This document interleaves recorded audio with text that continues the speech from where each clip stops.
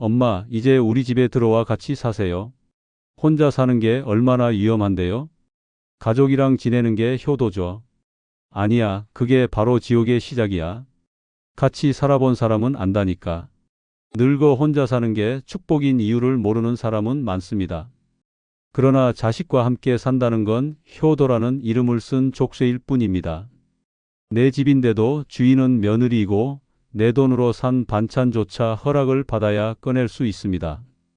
TV 리모컨 하나 쥐는 순간에도 눈치가 따르고 거실 소파에 앉아 있으면 마치 불청객이 된 듯한 시선을 받습니다. 이처럼 존엄을 잃고 사는 노년은 사랑이 아니라 고문에 가깝습니다. 반대로 혼자 산다면 다릅니다. 먹고 싶은 음식을 마음껏 차려 먹고 늦게 자고 늦게 일어나도 누구 하나 간섭하지 않습니다. 여행을 가고 싶으면 표를 끊어 떠나면 되고 보고 싶은 드라마를 밤새 틀어놔도 됩니다. 혼자 사는 자유는 단순한 편안함이 아니라 늙은 나를 끝까지 지켜주는 마지막 무기입니다. 오늘 이 영상 끝까지 보신다면 왜 혼자가 축복인지 그리고 그 선택이 얼마나 큰 행복을 안겨주는지 뼈저리게 느끼실 것입니다. 구독, 좋아요, 알림 설정 꾹 눌러주시기 주변의 소중한 분들에게 공유 부탁드립니다. 늙어 혼자 사는 게 진짜 축복인 첫 번째 이유는 남의 눈치 보지 않고 내 마음대로 결정할 수 있기 때문입니다.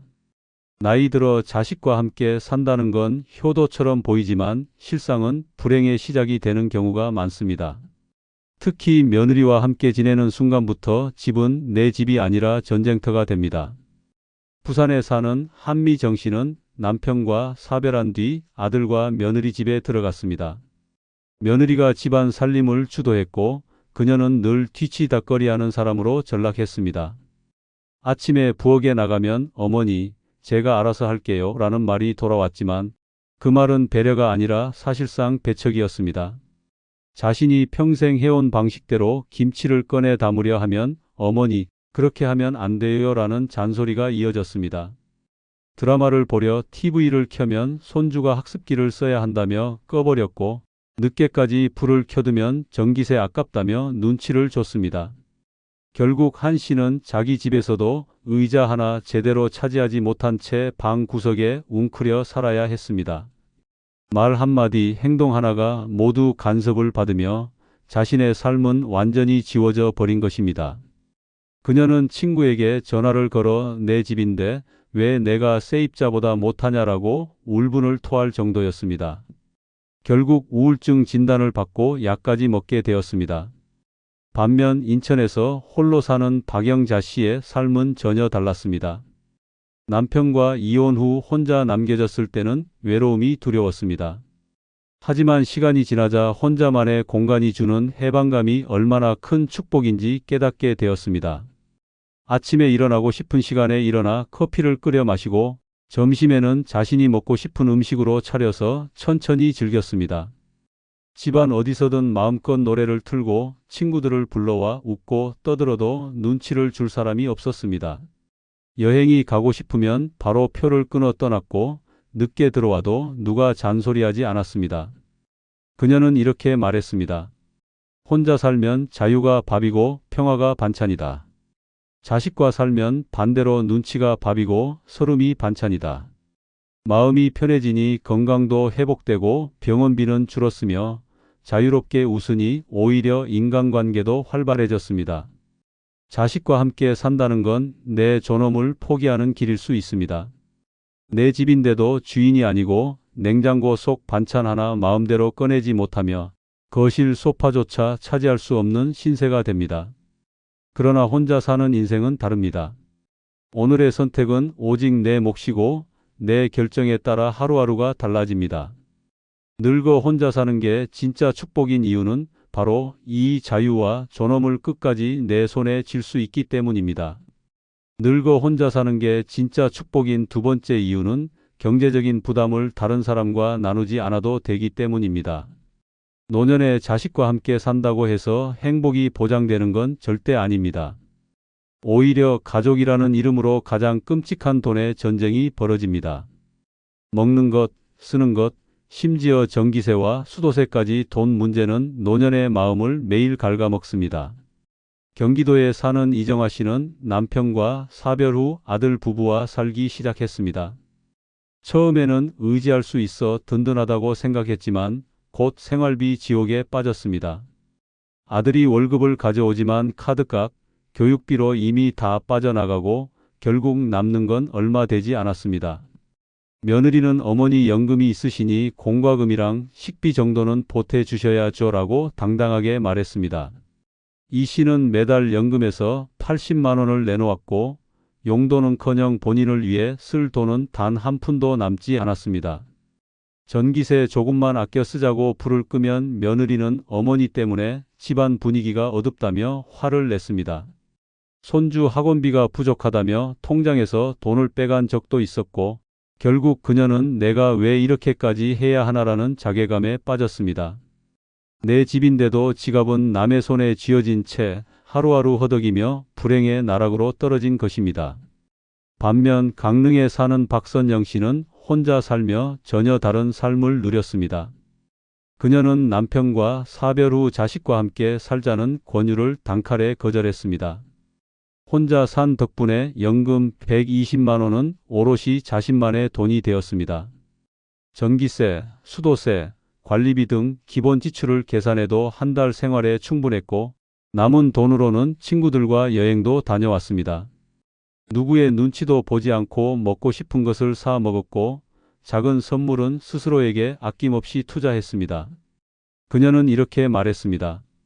자식이랑 살면 내 연금은 빼앗기는 돈줄이 되지만 혼자 살면 내 연금은 나만을 위한 보물이 된다.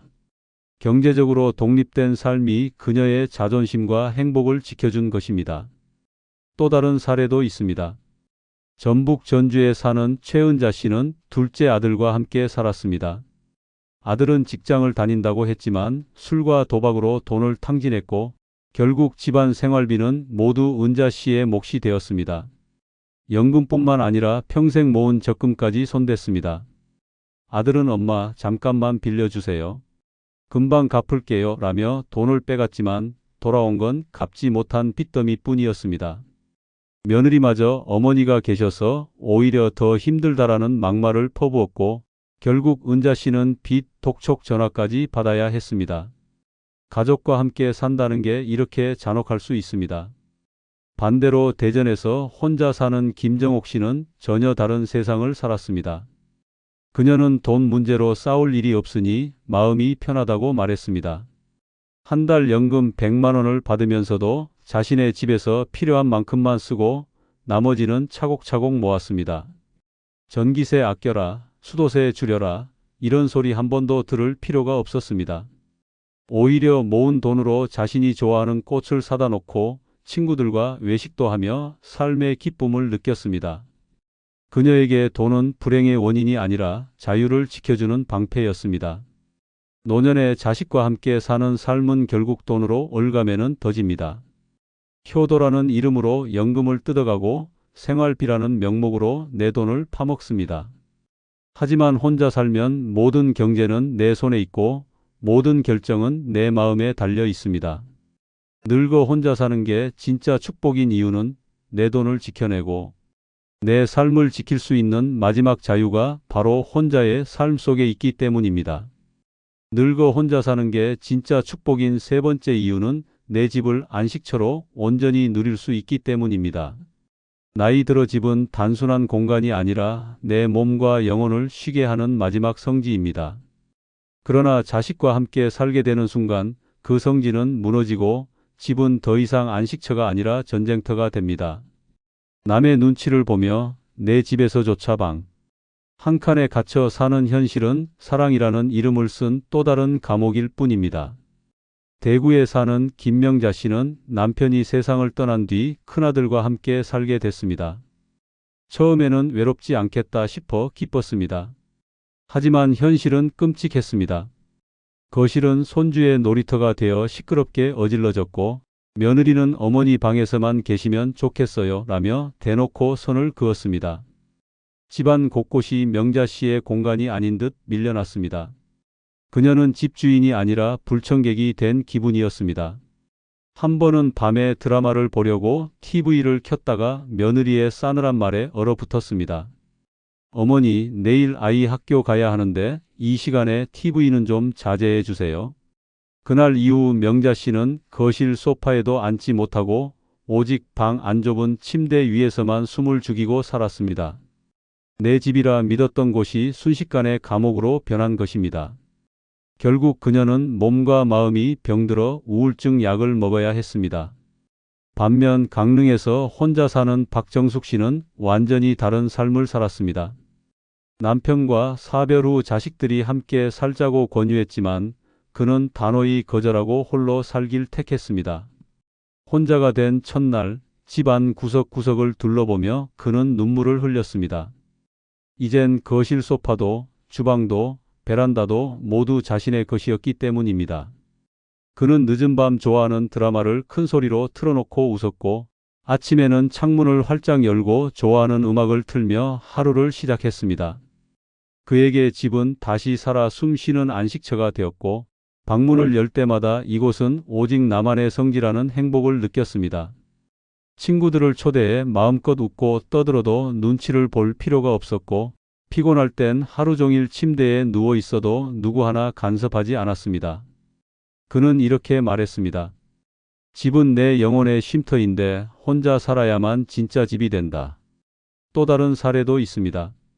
수원에 사는 이순애 씨는 딸 부부와 함께 살며 지옥 같은 나날을 보냈습니다. 손주를 돌보라는 요구는 기본이었고 딸은 엄마가 계셔서 집이 불편하다며 노골적으로 불만을 터뜨렸습니다. 주방에 들어가려 해도 엄마는 그냥 쉬세요. 여기저기 손대지 마세요. 라는 차가운 말이 돌아왔습니다.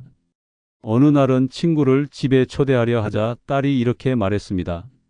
엄마, 친구분은 밖에서 만나세요. 집이 너무 좁아요. 그 순간 이 씨는 깨달았습니다. 내 집이라 믿었던 공간이 더 이상 내 것이 아니라는 사실을.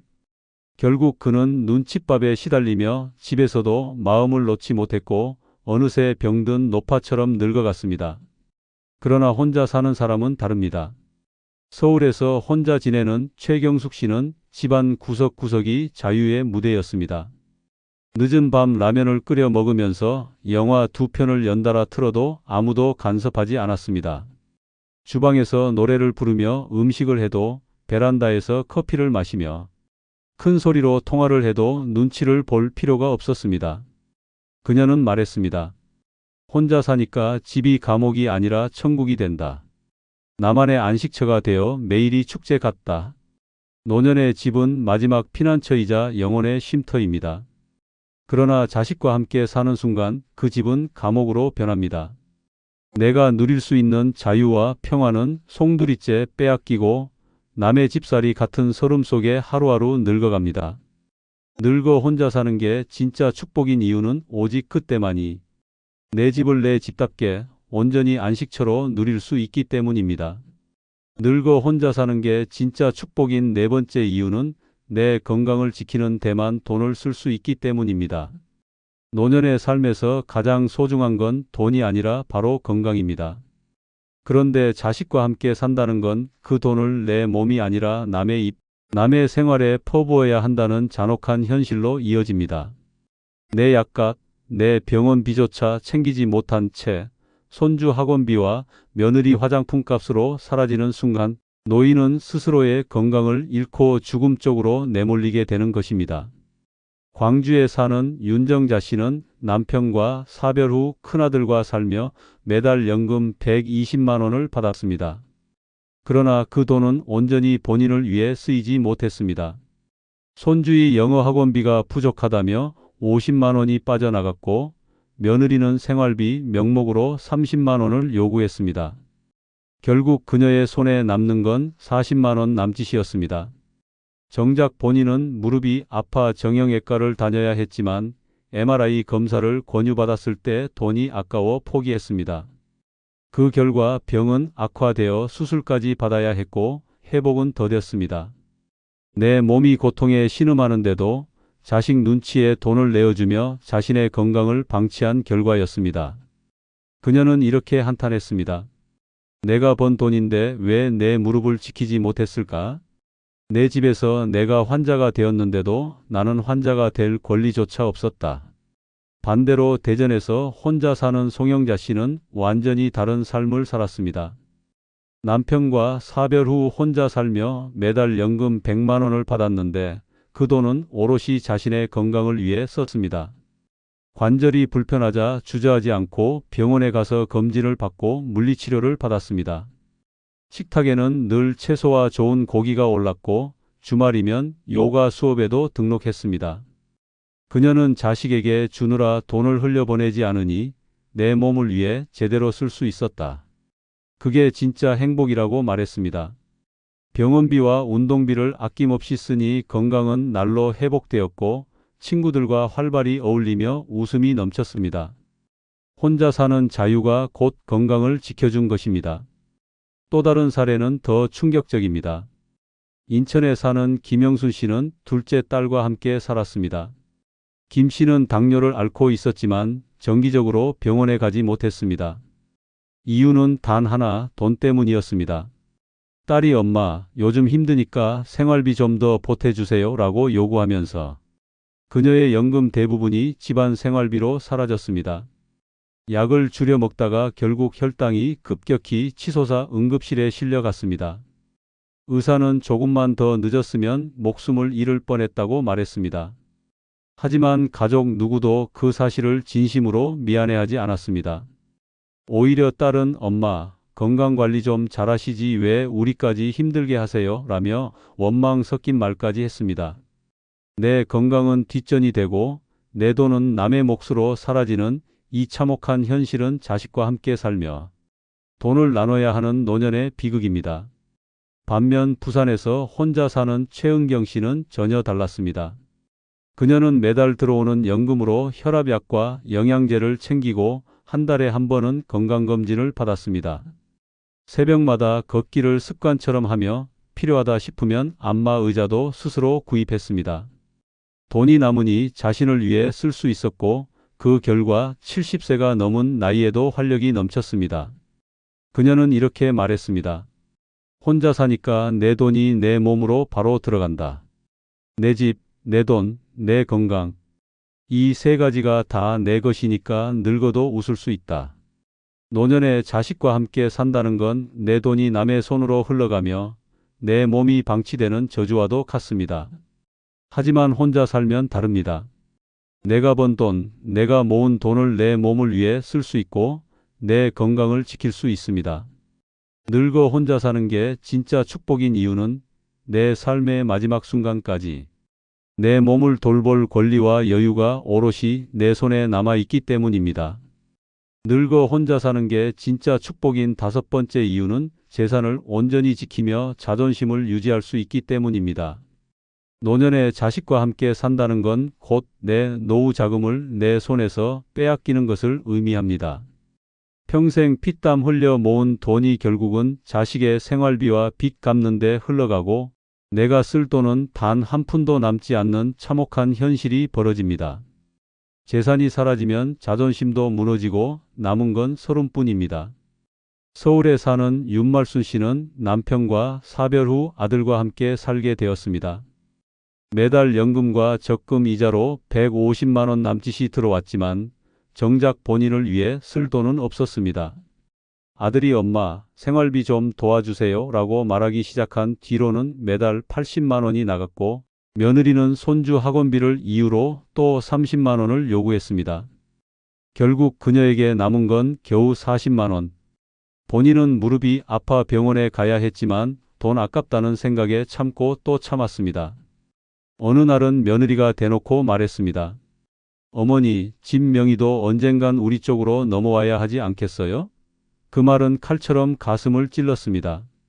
내 집, 내 돈인데도 당당히 빼앗길 운명을 통보받는 순간 윤 씨는 자존심이 산산조각 나는 기분을 느꼈습니다.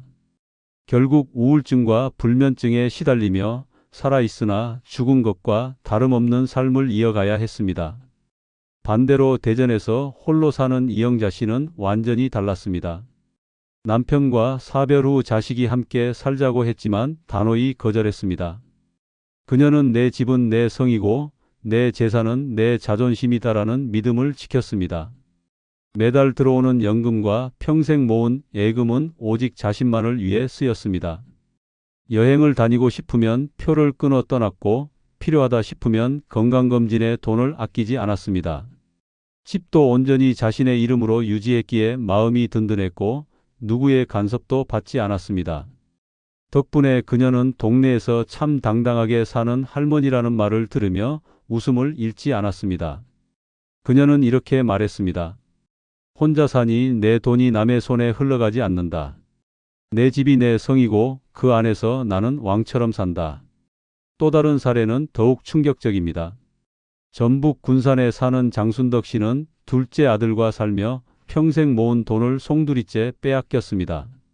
아들은 사업을 한다며 돈을 빌려갔고 며느리는 어머니가 투자하는 셈 치세요 라며 부추겼습니다. 결국 그녀의 통장은 텅 비었고 빚 독촉 전화까지 받게 되었습니다.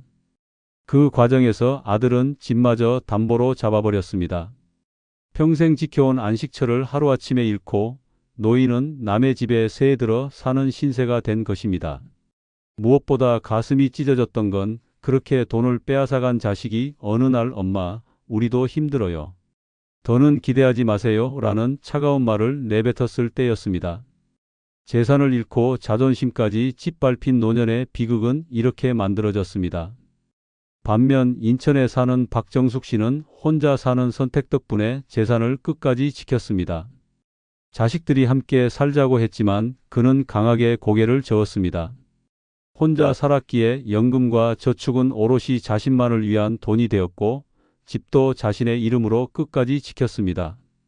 덕분에 자식 앞에서도 당당했습니다.